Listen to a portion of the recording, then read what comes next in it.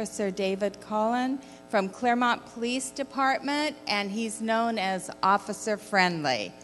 So it's my privilege to introduce him, and he's ready to talk to us.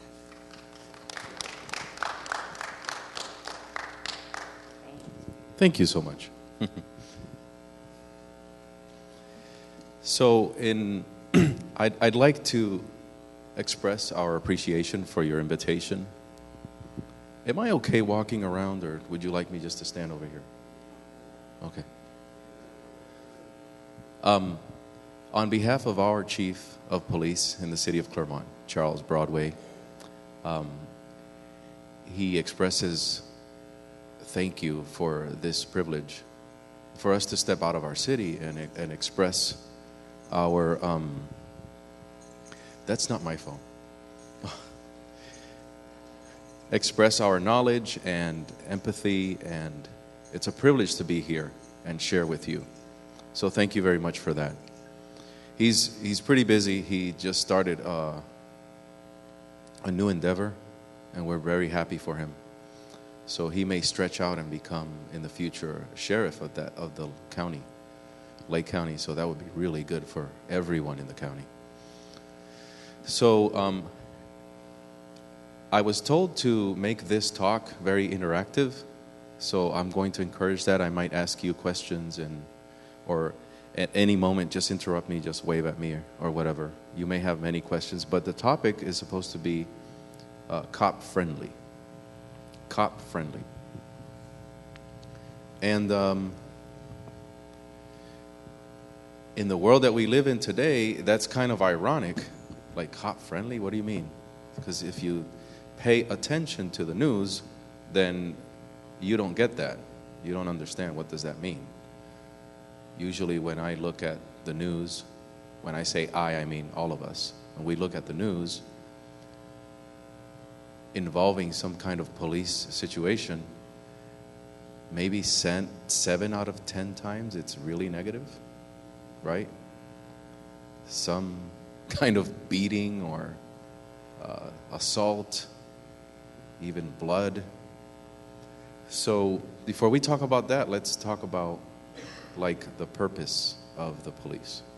We all know from our Bible knowledge that everything started really nice, right? Everything was perfect, a paradise.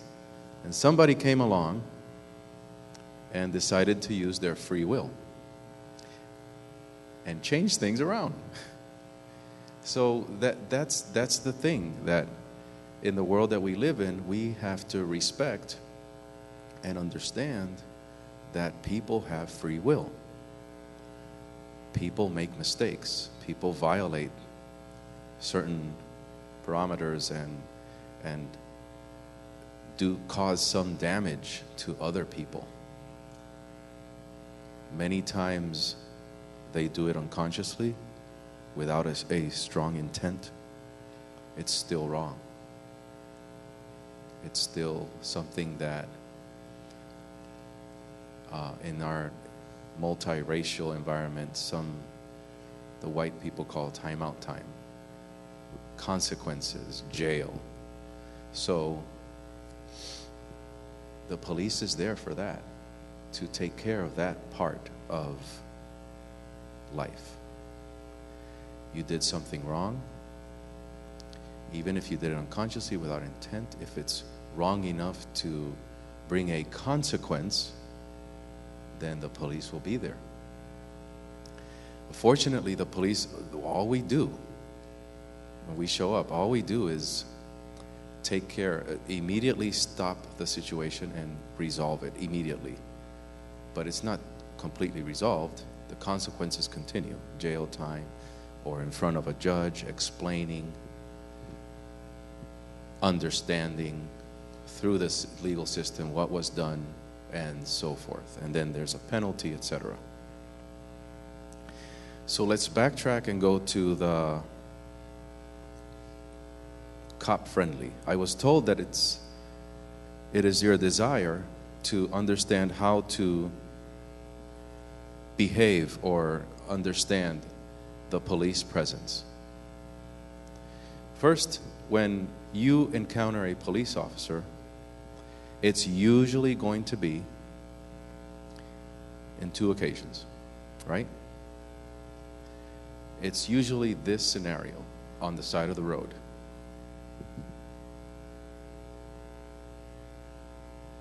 The ticket, right? So there's consequences for violating a civil traffic rule. It's not a crime. It's just a rule that you broke, many times unconsciously because you have a sports car. Blame it on the sports car.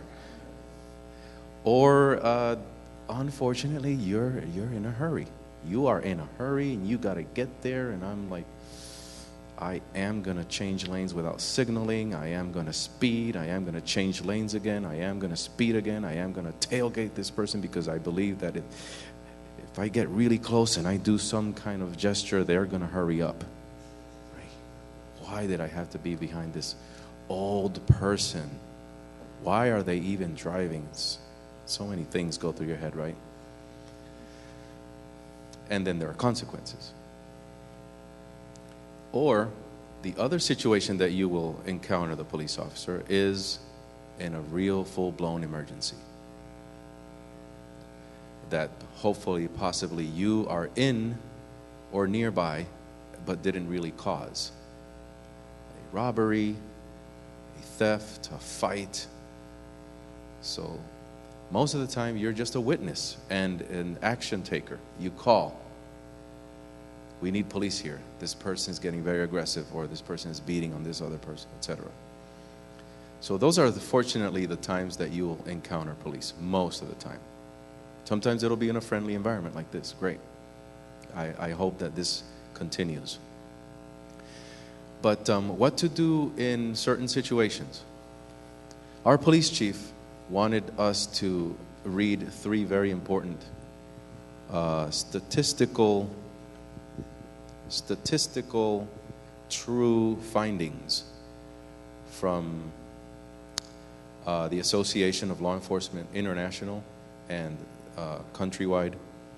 A lot of this interpretation also comes from studies from the FBI. And I will read literally what it says here, the 3 points that he wants us to understand. I think they're amazing.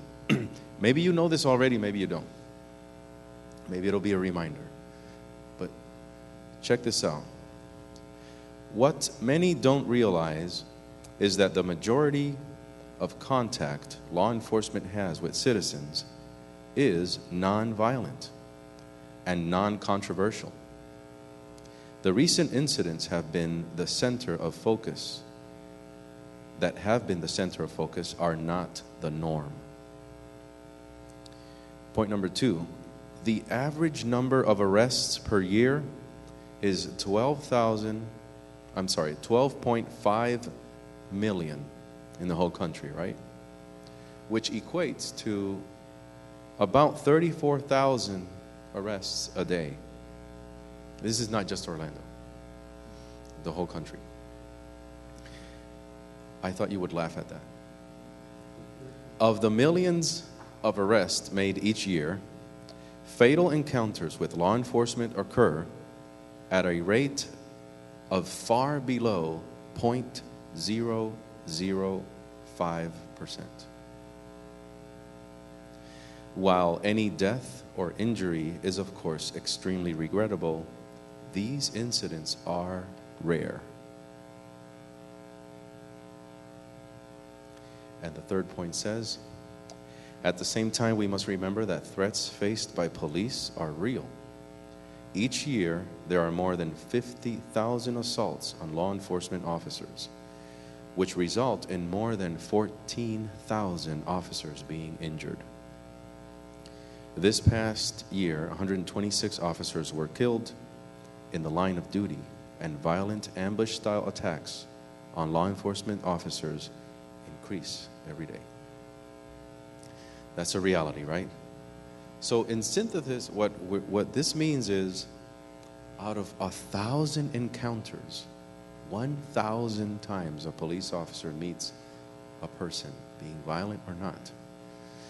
Fortunately, we are trained in such a way that one of them, not even one of those 1,000, half, how do you calculate that? Let's say one. Out of those 1,000 encounters, one can become a physical, aggressive, escalated situation. That's the reality. That's what's occurring. That is the truth. That's not what the media wants to show, though. So that's important for us to understand. How to respond to a police officer. I was speaking with part of your, and listening to a lot of experience. You are privileged to have really good, experienced people here in the security area, attending, and he was expressing to me a lot of good points, very good points. Let's start with this. I will ask you a question. If you worked in the hospital for 30 days, please answer your question, your hand, and I'll give you opportunity. If you worked in a hospital for 30 days, what are the things that you would see during the 30 days? Someone. What are some of the things that you would see? Ma'am, you in the back. Oh, you're doing your camera thing? Sorry.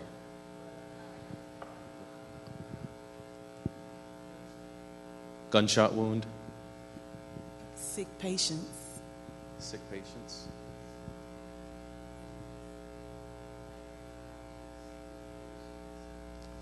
Physical reactions, very good. You see a lot of things, right? So you'll be seeing this for 30 days. In 30 days, what kind of a person do you think you will become?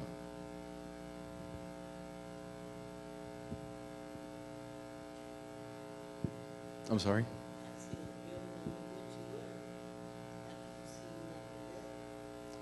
I love that. We'll go back to that. But most people, because you're a positive person, I like that. But most people, what would the normal instinctive reaction, what's going to stay in you?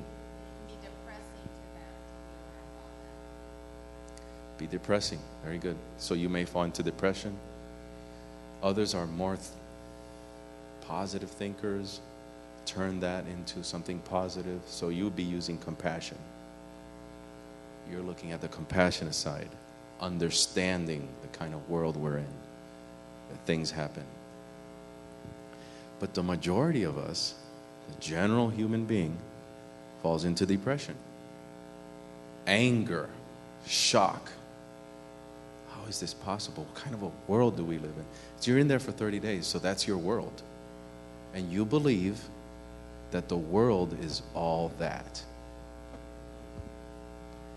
If I'm a trash collector, if I work in a trash compactor all day, and I'm messing with the bags and the smell and the flies and the rats all day, day after day, right?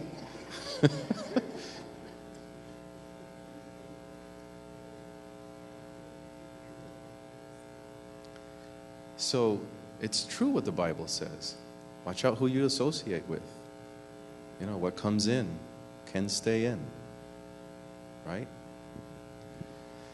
But if it's your job to be a police officer, why are you there on the streets? Why are you in the patrol car? Why do you have a radio? Why are you trained to multitask, to look, listen, talk, type, drive, be careful? That's what you have to do day after day after day after day. So little by little, especially if you're a young officer, what's going to happen? Yeah, I'll have a drink. True. Yes, the Spirit. And it's a beautiful thing. I love that. You should be giving this talk with me. It's a beautiful thing because we all do that. All humans need to go back and tune in and get in touch with your spirit, with a higher power, which is what we're doing here. That's why we come here. And so other people look for that being in touch by alcohol, drugs, etc. But that's what they're doing. They're just trying to go back, release the negativity and go into that spirit.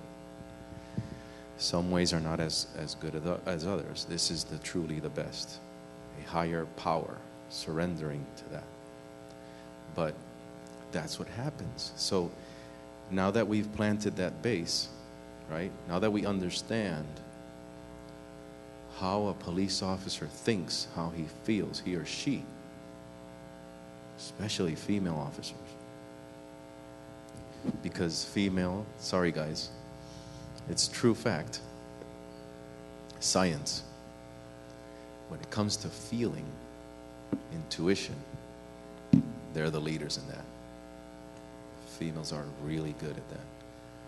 So if you and I are cops and we're in a domestic situation and we're listening to this side and that side, it'll take us a minute or two longer than when she arrives, the female officer. She already knows what's going on.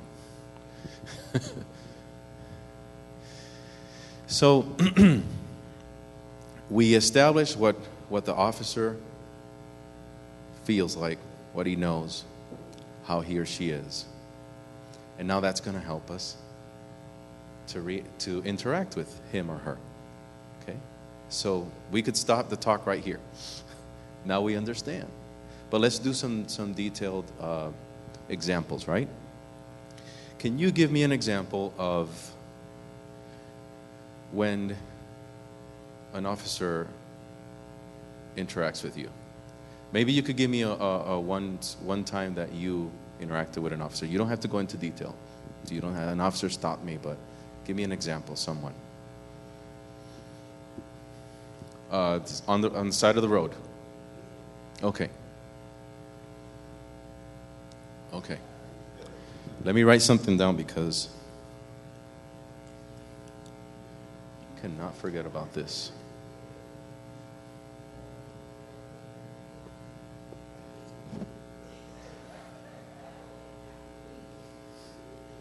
He was mean? Was he mean? Oh.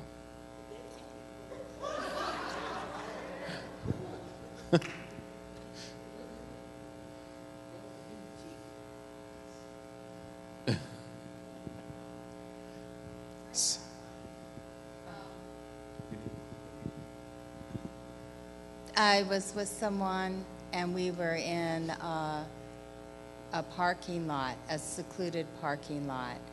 We went there, we had to call for some help. And when the officers came, they were very suspicious of us. It was two females, me and a younger person. That kind of threw me because we were calling them for help. But, like you start to get out of the car when you see it. It's like, stay where you are. I don't know. They were just very, like maybe we were it was an ambush or something, I felt. That's the way I felt from them. That's a really good example. Thank you. That's a really good encounter for this talk. So you already know how the officer thinks.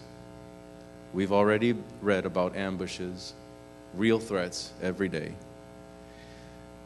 And just to add to that, did you know that when we go in the morning to patrol, that we meet with our sergeant and that all the things that happened last night, we listen about them. We also get another briefing that's called New Threats. Here's the threats of the day. So that's in your mind as a cop, right? So no wonder. So this is a great talk. Now we all are going to learn something new. And it's called understanding. Understanding and remembering that as we all fortunately have a spiritual, biblical background, we understand that God has placed certain individuals in certain authority positions. So we want to remember that. Want to remember that. Follow the rules. Do as you're told. And weed out judging. Take out judging, take out what ifs or why. Why are you asking me to? It's time to do, not ask why. And little by little, we're trained. As long as we take all these possibilities out of the way, and that's why we're asking you to put your hands on the wheel, to turn on the light inside, to not make drastic moves. Do you have a gun? Oh, but I called you for... Please answer the question. Many times it seems like we're asking dumb, silly questions like robots. But we're just going through the motions because we need to clear the road to give you that total freedom. Because when you encounter us, when we encounter you, you're not really free, right? We understand that. At the same time, we are free. So you have to understand that. You're free to think, you're free to do everything you want. However, you may want to follow the rules, follow the orders. It's very important for your safety. That's a very good example. Very good example. The traffic violation is a lot easier. Who can come up or who can think of another situation? Yes, ma'am. I had a situation. I was on my way to the gym one morning. I usually go around 4:30, 5 o'clock. And when I backed out of my driveway, I saw a lot of police activity on that side. And I said, well, okay, let me just go this way and go to the gym. So I went the other way and got to the place where I needed to make a turn, and there were more police officers and flashing lights. It was dark. I didn't know what was going on. So I'm sitting at the light, and the bright light shines at me in the car. I can't see a thing. And, I'm like most people, I had the radio on. It wasn't real loud, but the radio was on. And I can't, and I'm thinking, are they saying something to me? So I get ready to let the window down, and then somehow or another the light moves, and I see that they want to come look. I'm like, I don't have a problem with looking. But then when I looked a little bit closer, the officer had a gun at me. Whoa. And I'm like, okay, yeah, come on. But the thing is that what frightened me is that I had every intention of doing exactly what was asked.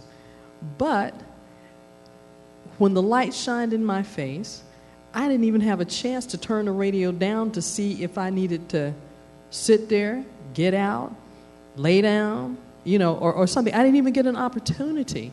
And, after a couple of seconds or so, I realized what was being asked of me, and I did, and everything was fine. I said, well, let me just go right on back home, and I'll skip the gym today. But the thing about it is I often wonder, do officers think about the fact that people, maybe they got the radio on too loud and they didn't do what you told them to do at that particular second because they didn't hear it.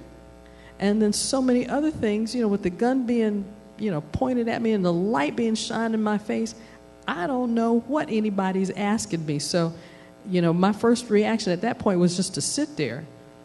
And, thank goodness, the light moved and I got a sense of what was being asked. But, that startled me, and I'm like, do they ever think that maybe the person just didn't hear you? That's a great experience. Not really. Not for you, right? So did you ever find out what was going on? I found out that someone had been shot. But, that was after I went home and turned on the news. But, when I got up at, 4:15, I didn't turn on the news. I just put my gym clothes on to leave the house. So. Scary, right? Yes. Fortunately, nothing bad happened. Not to me. I must say that in reference to this situation, there is excellent training and you're here today alive because of that training. At some point, that officer did not see you as a threat anymore. Please understand that we are not trained to shoot at people that don't understand what's going on. Please understand that we are not trained to shoot at people when they get confused with the lights or they have their radio high. It's a great experience in the sense that it's good that you brought it here and that we can talk about it, but it's important that you understand that I don't think that nothing bad would have happened. It's kind of scary, the gun being pointed at you, right? Oh, yeah. And it was a big gun. Yeah. Was it a rifle? Yeah, it was a long gun. It was a rifle, yeah. Can I ask how long ago? Within the last year, maybe 6 months or so. Okay. I'm going to take this out, but I'm not going to do anything bad with it. I'm just going to show you something real quick. Now, do you remember if it was like this or if it was like this? No, it was at me. It was pointing at me. Car. Yeah. Did we ever talk about that with the supervisor in charge? No, I just went home. Okay. Well, today we're going to learn a new lesson. If that happens to you and you are not threatening an officer at any moment, okay, you're confused with the lights, the radio, suddenly you can see a little better, and when you see and what you see is that rifle being pointed at you, and I'm sure you're going to agree with this, then if that ever happens to you and you were not the subject of threat, please go to a supervisor. Tell him or her about that incident, because that's a great opportunity for our officers to understand your perspective, what you're going through. And at the same time, then you can learn what was going on there and how stressed that officer was. And at the same time, the supervisor can analyze if that was the right thing for that officer to do at that moment. If it wasn't, what a great opportunity for that officer to receive training, maybe discipline, maybe not lose his job, but understand how that can impact that citizen. And talking to the supervisor, that's good, but would it be advisable to talk to that supervisor then, or go home and call? Go home and call. Okay. If it's like you learned it, you're going to add to it? Yeah, come on. Having been in that situation, I share with you all, an officer is just a man. Most of us have a family. I'll share with you what I shared with Officer Cologne. When I was a police officer, I had 3 kids at the house. I made them one promise every night. If daddy's going to work, daddy's coming home. We learned from that situation that someone had been killed. That officer with the gun was looking for a killer. If it were me, I'd have pointed the gun too. I'm sorry how you feel. I need to stay alive. Someone is already dead. I don't need to be victim number 2. I need for you all to be sympathetic with the officer that he wants to go home. We forget that. We forget that. And more people are going to be impacted by whomever he stops. He's hopefully saving your life, but he first has to make sure you're safe. Every officer is trained. Officer safety is paramount. A lot of what he does is so he can stay alive. I need to see your hands. Why? I need to see your hands. Why? Because if you got something in your hand, I am now threatened. So my conversation is going to change. My demeanor is going to change. That's why we need compliance. We were talking about that. When he gives you instructions, that's not the time to ask why. You simply need to comply. That's it. He can explain later, but if someone's running around with a gun killing people, You don't want to sit there and give him a dissertation as to, why you got to do this to me? Or why ain't you out chasing robbers? Ain't the time for that. If I need you to get down, I need you to get down. It may be because someone is shooting in the area. So again, I understand how you felt. I'm sorry for your feelings. It's where and when we live. It ain't Andy and Griffin no more. This is real world. Everybody got a gun bigger than mine. And I hate to say it, he is the only person restricted as to what weapon he can carry. Yeah, the state says he can't carry a big gun. That 44 that Clint Eastwood had, he can't carry that. But them boys can go get that. So like I said, let's consider the fact that the officer wants to go home too. So when he gives you some instructions, again, it may be uncomfortable. It may be what you perceive as being almost disrespectful. He needs your compliance so he can do what he does. Okay?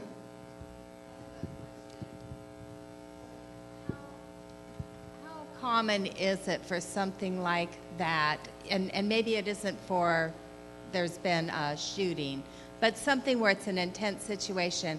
Because there's a lot of angry people out there in their everyday life that aren't really threatening, but they're mouthy. They get irate immediately. How common would it be for someone that has that kind of temperament to cause an officer to kind of lose it with them? Maybe not actually, like sometimes we hear now quite a bit about people getting killed, shot, maybe just shot or tased, whatever. Because there are a lot of people out there that can be disrespectful and not just quiet down. Okay, officer, okay, I'm down. You know, a lot of them don't go down that easy. Right. Thank you again. Oh, he disappeared. But that was very good input. Very true.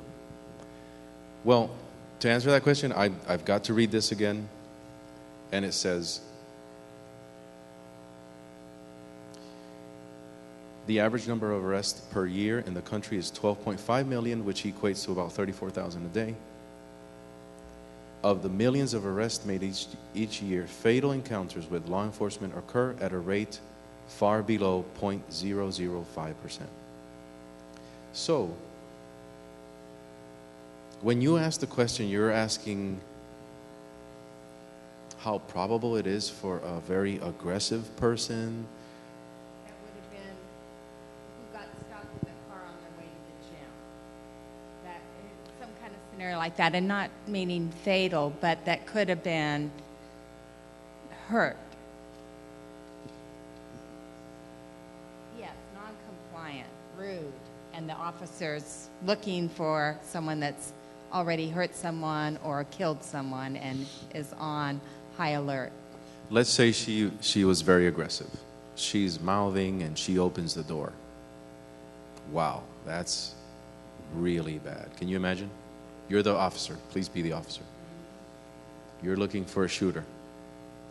You probably know that there's someone dying, that EMS is trying to, the rescue services are working on that person. Or you probably know that it's a child that got hurt. Wow. And this person gets out of the car.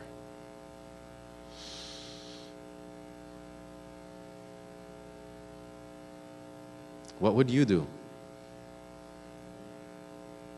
That's a good answer. I don't know. That's a good answer. What would you do?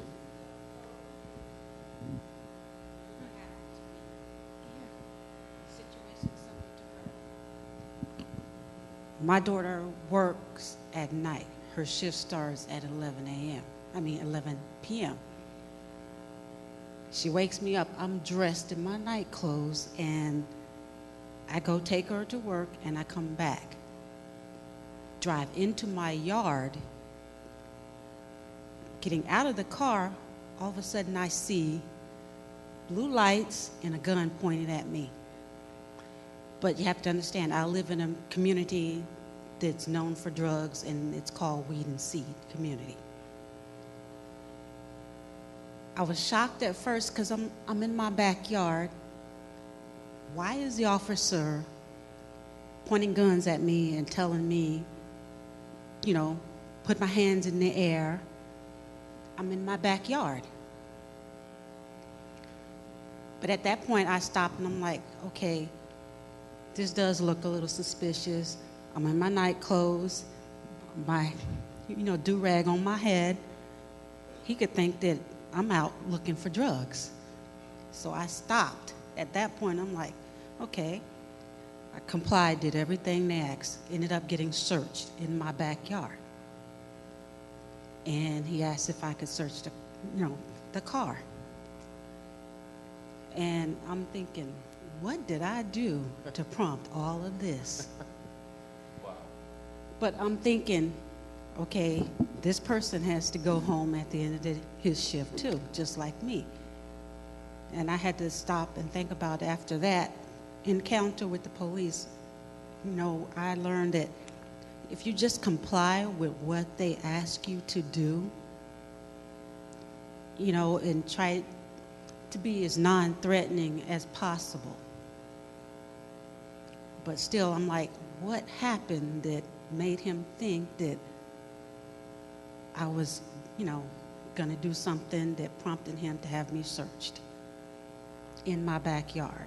Did you ever find out?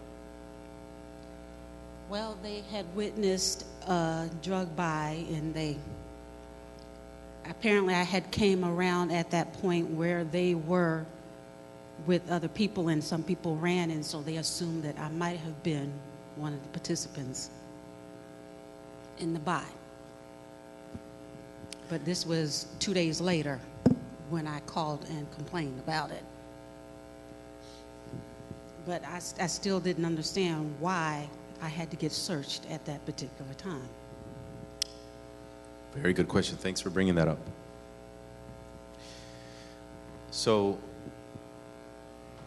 suppose you're the officer there, but I'm interested in you said, correct me if I'm wrong, a firearm was pointed at you. Okay. From what you heard from our security personnel? Mm-hmm. But it was still pointed at you. I'm going to ask you this, okay? Just for clarification. When you looked back or to the side, you saw a firearm with the barrel pointed straight at you. Okay. Looks like a courtroom question, right? That's important. Because if you remember what our security personnel said, and the balanced view that I put out, then you know something big is going on. You just don't know what it is in detail, right? For a gun to be pointed at you. Obviously, you are mistakenly identified or possibly seen as the suspect. If a gun is pointed at you, that means that the suspect has what? Who can answer that question? The suspect has what? A weapon. Yes, young lady. A weapon. I'm sorry? A weapon. A weapon. So if you're a police officer and you already know that running around on let's say you had a white car, he or she is in a white car and she has a firearm, you're not going to walk up to the car and say, "Excuse me, are you the suspect that has the firearm?" I'd like to know, please. Right? You're ready. So maybe that was it. We don't know. You didn't get all the details, right, afterwards? Okay.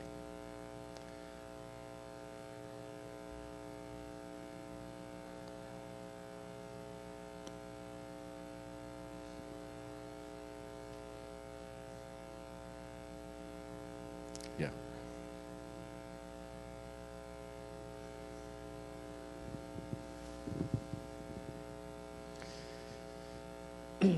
Two great experiences in the sense that they can teach us a lot. I love that you guys participated. Good news. You never got shot. You never got shot. Sir. One of the things, several things that I'm hearing, I've been sort of sitting and listening at the situation. A couple of things that I'm hearing that I think adds to the situation.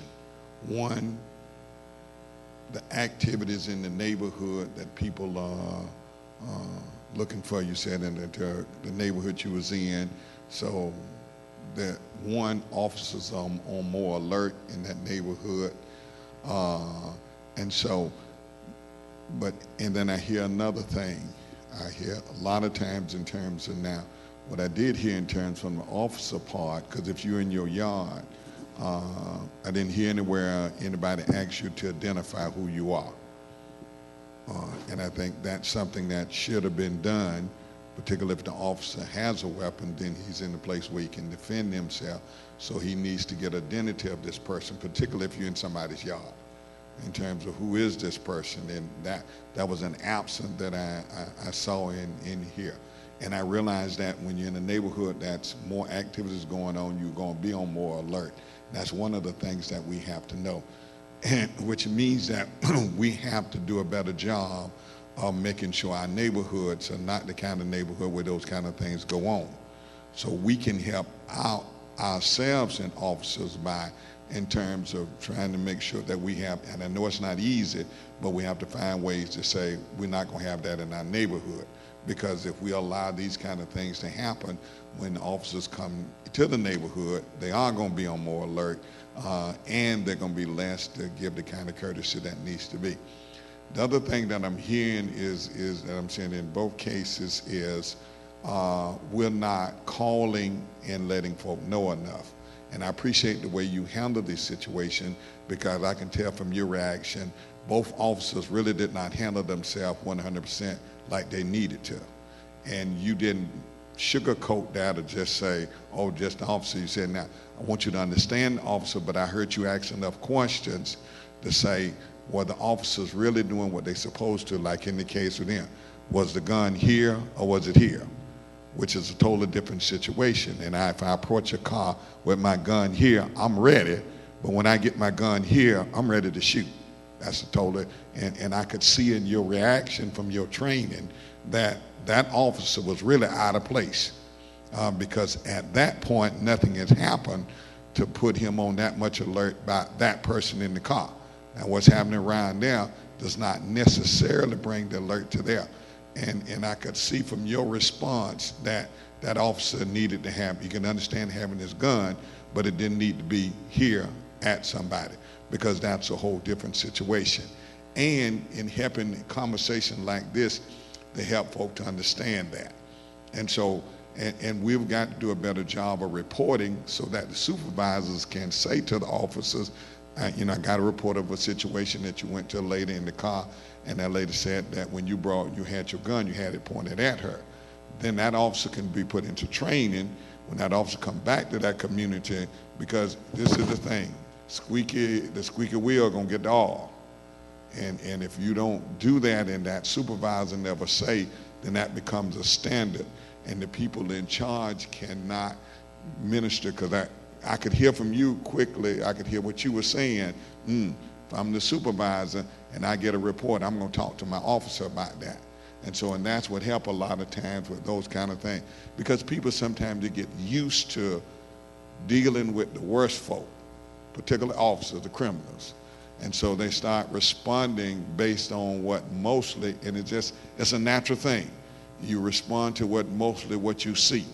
And so and when people call and says, well, I had this thing and it really frightened me, then the supervisor can say, okay, let's do some training to help with that. So I think communicating back and forth, and it's not necessarily communicating to get somebody fired on their job, but just in terms of, as you say, the training can be sent out, and in terms of even just reminding folk, and I think would help in some of those kind of situations. So I'm hearing several things. We as a neighborhood can do some things to help out, and in terms of that, and maybe in a case like that, because if I'm in my yard and an officer comes and say, first I'm going to tell him, I need you to know this is my house and my yard. So now how he dresses that, I'm going to identify who I am. So he'll know, and that's one of the ways that we can help.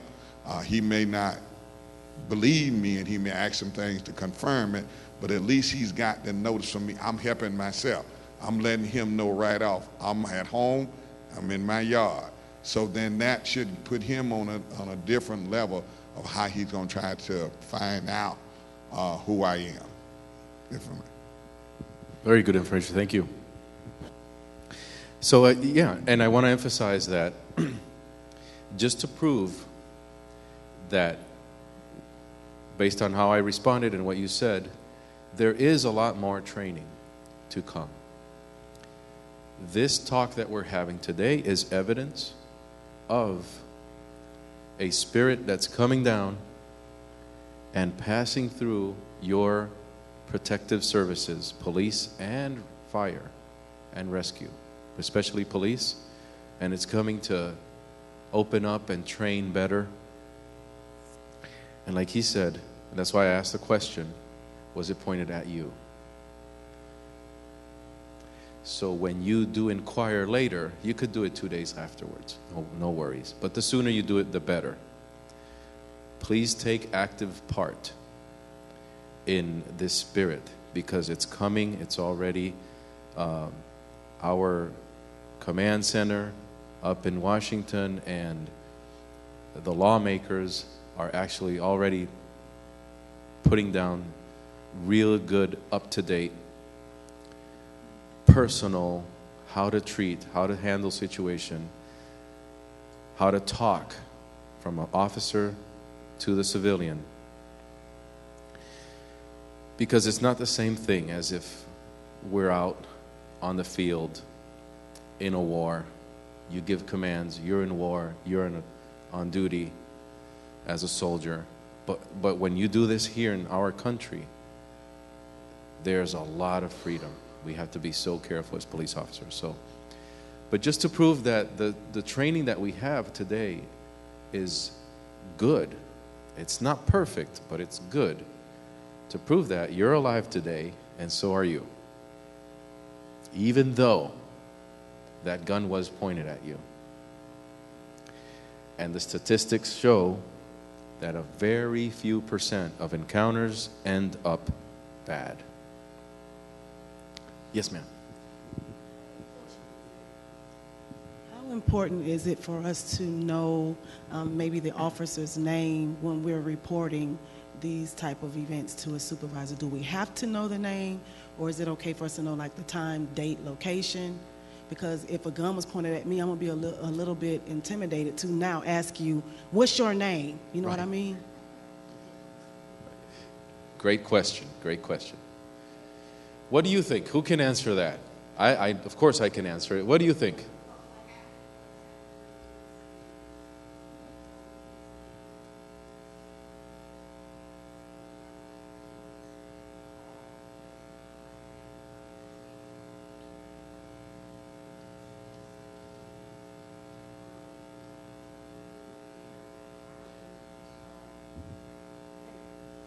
Then I would have understood. But I wanted his name and his badge number, and so I know who I'm talking about when I call. You want to get that, so that, you know, whatever happens. And like I said, it was 2 days later when I called. But then I got a follow-up call a couple weeks later from his supervisor. He apologized for what happened. But like he said, the person, you know, one of the persons ran from the car, and it was a female. They didn't know, because there was officers chasing people through the neighborhood, which I didn't know either. But it's a good idea to know, you know, after the situation. I mean, I felt totally humiliated being searched in my backyard. But then after that, and then I asked, can I call my mother so she can come out the house and say who I am? And I had to literally call her from my cell phone for her to come out to say who I was. But I don't think it should have got to that point.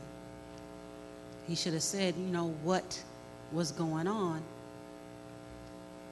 before he did everything that was done.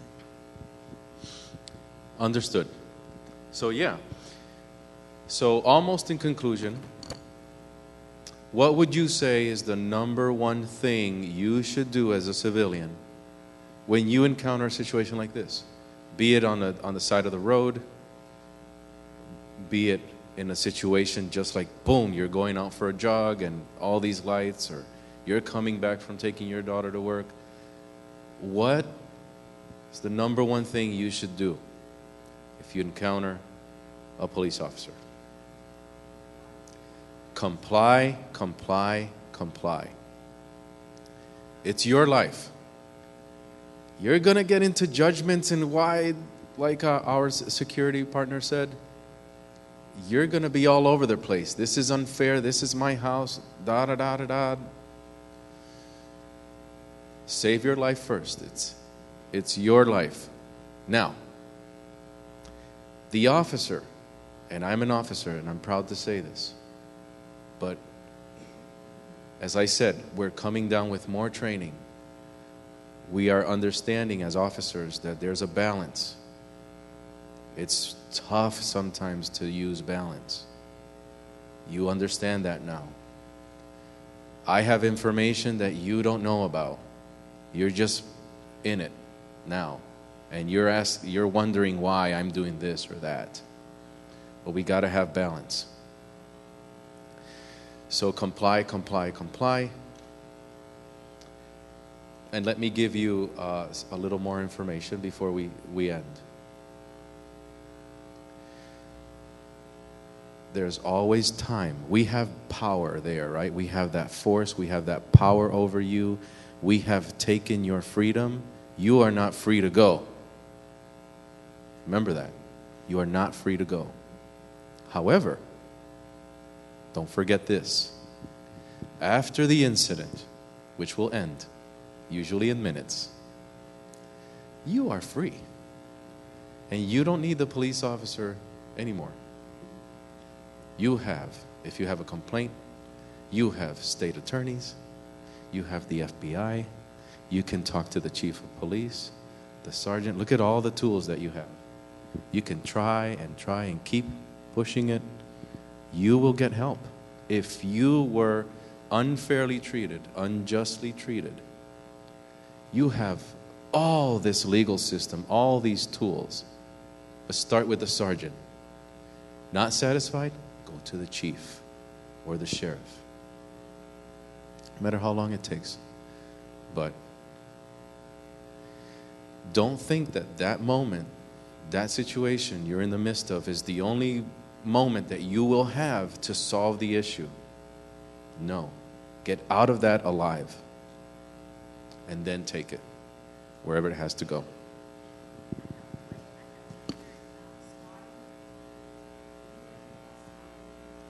Swatting or squatting? You know, when you're calling, you're sending the law enforcement to different people's homes. They're sending an address and it's going through the caller ID. Mm-hmm. And they said it's swatting. When they will actually come to your house, say they had got this emergency here, and they come here, they're all armed and stuff like that. And they said swatting. So I guess you haven't heard I will about it. have to look more into that. Highly unlikely, though. It's been on the news. I mean, they're coming in forces to your home, and they're knocking, and you have to comply. He said when they come to really comply, because they have it on the caller ID and all that. What's your worry about that? Them coming to my house, you know, and knocking on my door. I'm asleep. Get out of here, you know. I was just about to talk about that. First thing I wrote down. Thank you. All right, let's go to this list. But before we continue, save your life, get out of the encounter peacefully, comply, comply, comply. What if you get arrested? You're in handcuffs now. So what? You're going to time out for a few hours. I know I'm taking it far, but what if? What if you just can't prove that I'm not the person you're looking for? You've got me confused. You'll have time. When you get to the jail, you'll have time. You'll have a lot of resources. Don't fight it. Sir.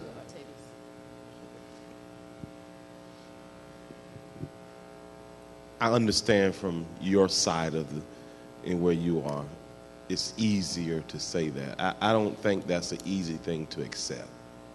if you put me in handcuffs and I just accept that. I don't think, apply. I get the apply, hey, it's not me now.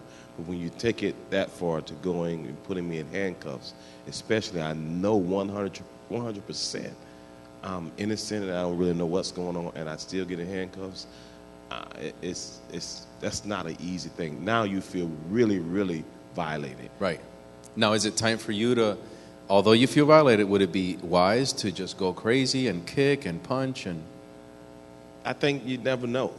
I don't believe we can say here, no, I won't do that. I think, wherever the situation calls for at that time, I don't think we can honestly say 100% that we will not respond any kind of way. We'll just be peaceful in handcuffs. And then maybe on the side of the road or in the back of a car, that we'll just be peaceful. Maybe, maybe not. Okay. I respect that. I'm going to give you a quick example. This officer had to handcuff 2 people. And I had all the evidence in the world that they did it.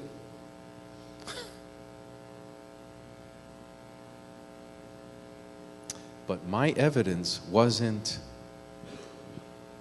perfect. They're handcuffed. They're in the back of my vehicle. What I had was witnesses. A bunch of witnesses. I didn't take them to jail. Okay? Now, fortunately, they didn't put up a fight. They just kept saying, we swear we weren't in the store. I'm telling you, we were not in the store. We were outside. Get it? So, what happened? I really wanted to see the video. So I sent the sergeant out. The sergeant looked at the video. Not them. The witnesses were wrong. The but. So yes, you have that. You have that. You may fight or it's unfair. But from my experience, the officer here on the street, you're always going to have a better opportunity after the incident. Save your life. It's my experience as an officer that I want to share.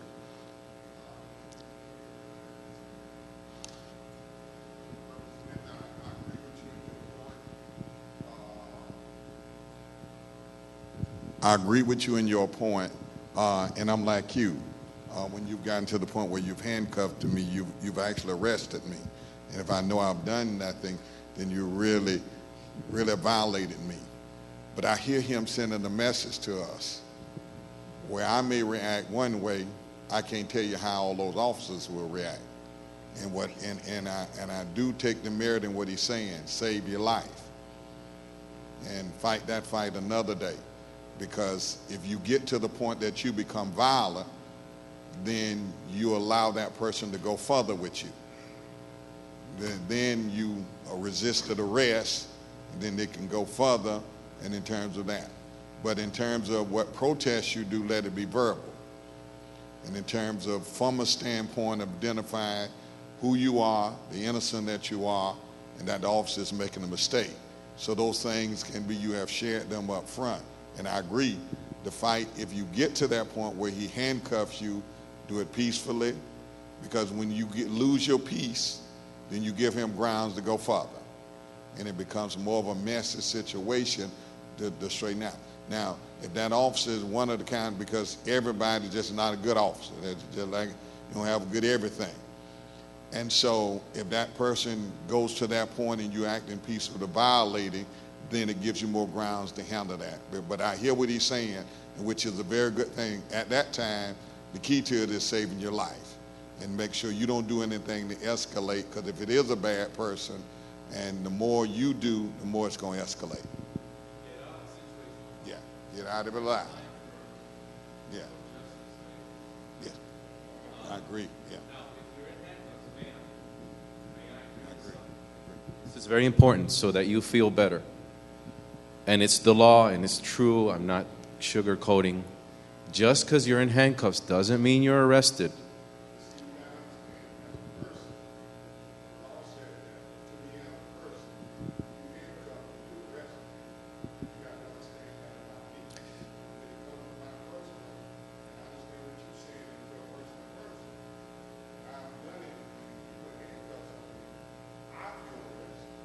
Right. You're no longer free. You're under the custody of the officer.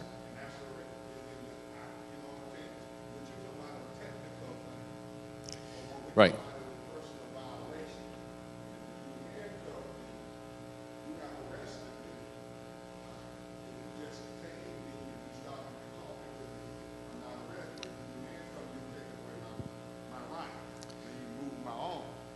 That is why nowadays you'll probably see it on the Cops series.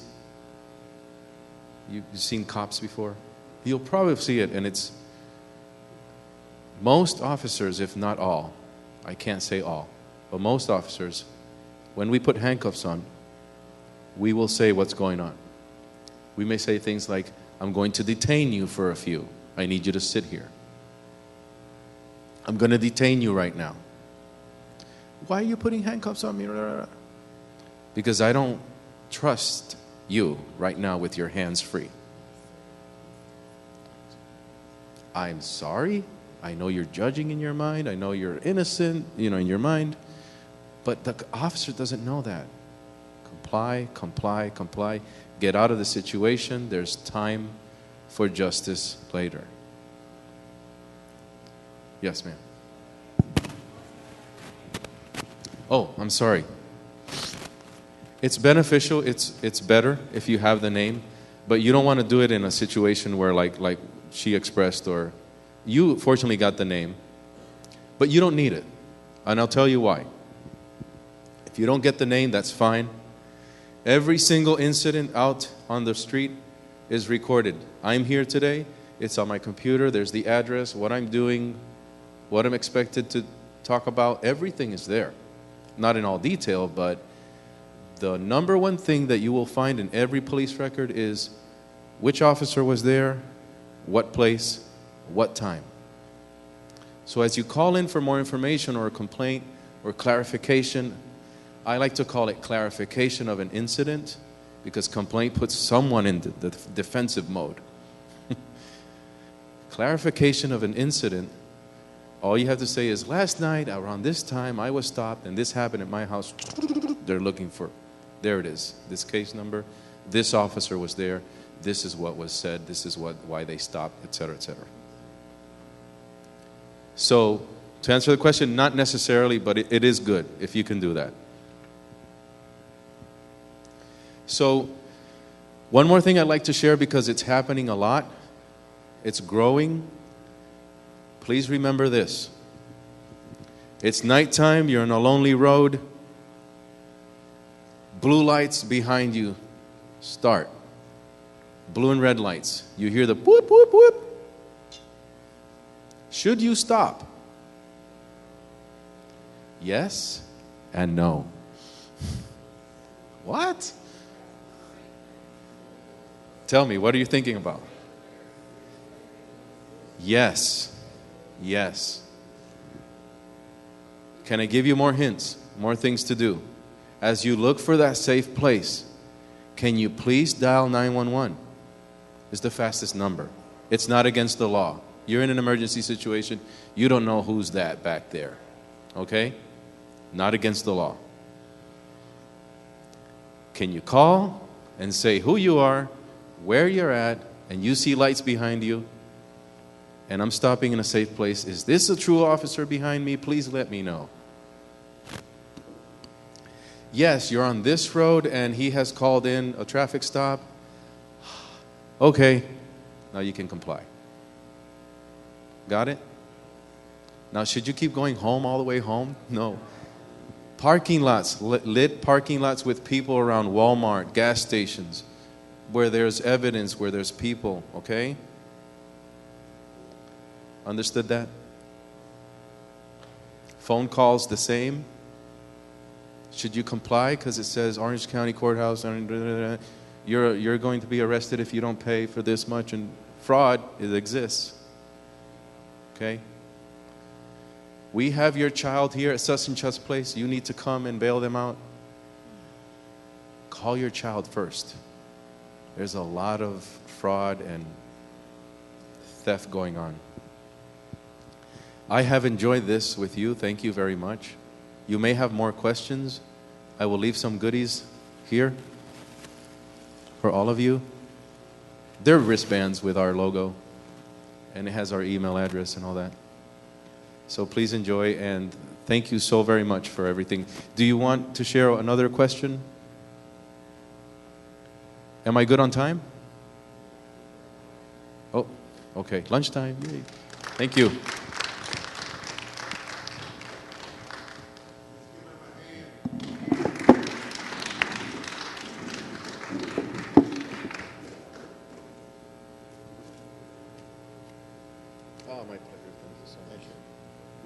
And I really commend his approach in handling this situation. That's the kind of officer we want to run into out there.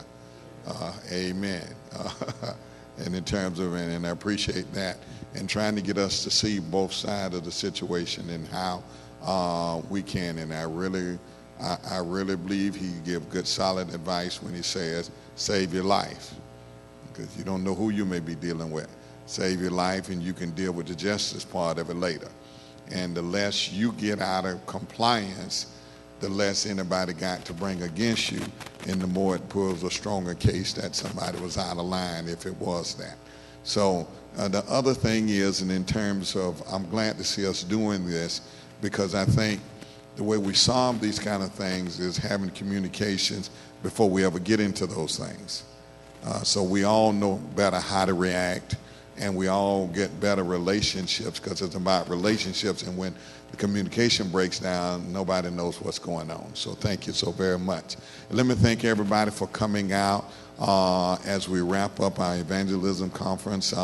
Thank you for just coming and just sharing in this process. We do have some lunch for you. I think people in the fellowship hall have things ready for you that you can go in there. I do want us to close out with a word of prayer. And I want us to, in terms of just ask God to help us all have better relationship between officers and people in the community, and have better communities so that some of these things don't keep coming up. Amen. To be frank, we're just bearing too many young folk. Yeah, and we've got to find a way to stop that. And that's something all of us have to work together to do. I want to thank Reverend Smith for coming and doing a marvelous job. Let's give him a hand. Amen, as well, on that presentation, and trying to get us to just, from a realistic standpoint, of see just what's going on and how we can help people make some good decisions that can make a difference in their lives. Amen. If we would stand, please.